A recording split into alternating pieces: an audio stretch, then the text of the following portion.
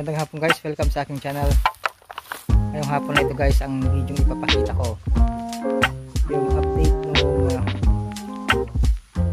banana farm na kung tawagin namin Saba.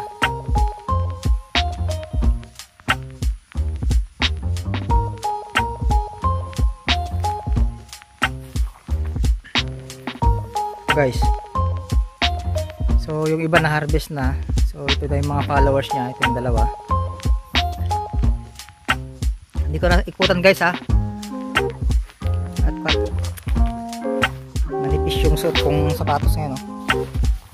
Manipis, may butas pa, matusok yung pako. So dito lang ako sa doon sa dulo, doon sa malayo.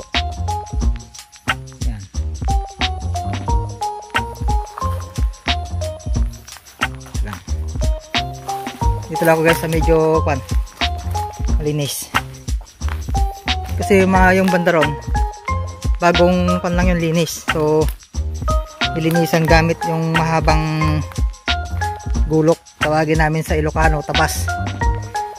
Siguro guys yung iba sa inyo iba ang tawag doon sa panglinis na yon, para yun sa mga matataas na damo.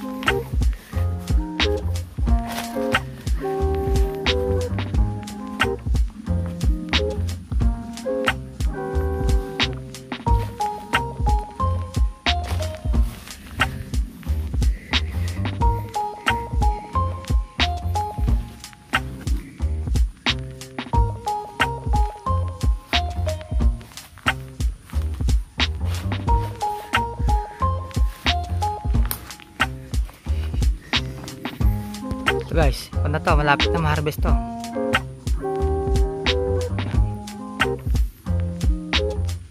Kunyan 1 week pwede na yun guys.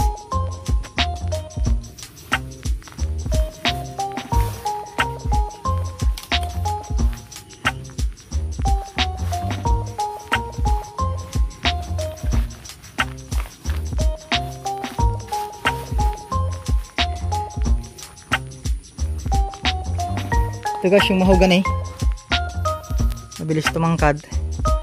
So kung malala nyo guys yung isang vlog ko na mahogany after 20 years, ito na yun guys. After 20 years ma-harvest itong mahogany na to. Ito yung giant mahogany, yung iba naman giant acacia.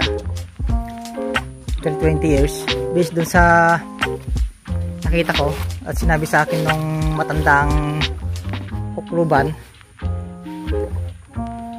yung ermitanyo guys, yung pinakamatanda sa baryo, sa barangay, yung puti na ang buhok, tapos medyo mapayat-payat na.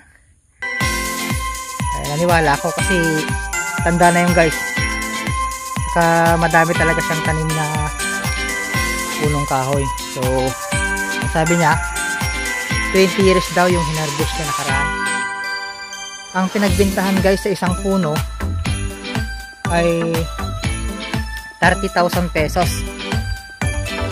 So parang medyo pa, kaya yung tanim ako, inaisip ko guys, from now 20 years, so 60 na ako nun. Kung buhay pa ako nung 60, so kumbaga may maliban sa saging, mayroon pa akong ma-harvest na puno gaya nito. Ito guys, bali 2 lines, parang V siya, voltage 5. Pag ganon, tapos dun sa gilid ng ilog, pag ganon siya. So ito 86 na piraso guys. So kung magaling kayo sa mathematics, 86 times 30,000, yun yung kikitain nito after 20 years. Pero matagal ko. Kumbaga, nasa kwan ko yun guys. Nasa utin pa ng bulugan yon. Kasi hindi naman natin alam kung kailan tayo magpapahinga. So, kaya hindi ko na yung pakinabangan.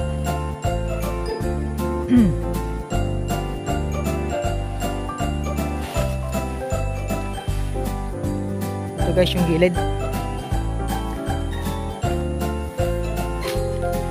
Ito guys yung nakapropose na gate pagdating ng panahon. Takdang panahon. So mayroon nang nagawang kalsada dito. So accessible naman siya guys. Bale, tuti ko yung ginaanan niya. Kasi nung nag-bulldozer dito, wala ako, pinagitnaan nila doon. Hindi nila in-straight kasi hindi naman nila kung saan yung pagitan. Pampasin guys, hindi sila nagpapaalam sa may-ari ng lupa. So, bulldozer lang sila ng bulldozer. Pero walang problema dahil maliit lang naman yun. Wala pang 1,000 square meter. So, okay lang.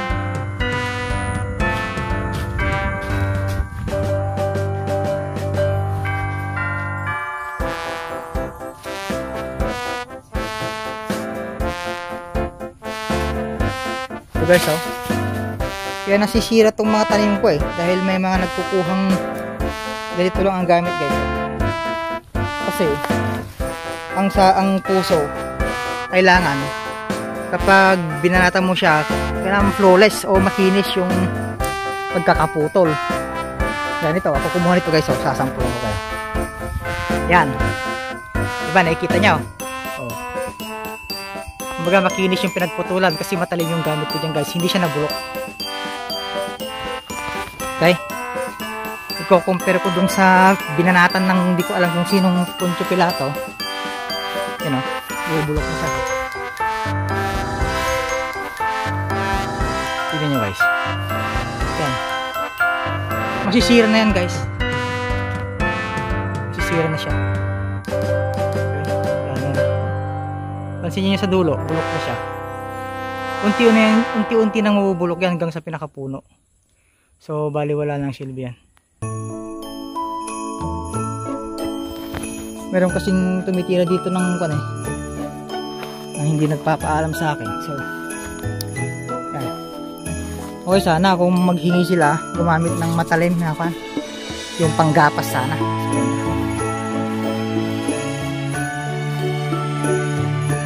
dami siya, oh.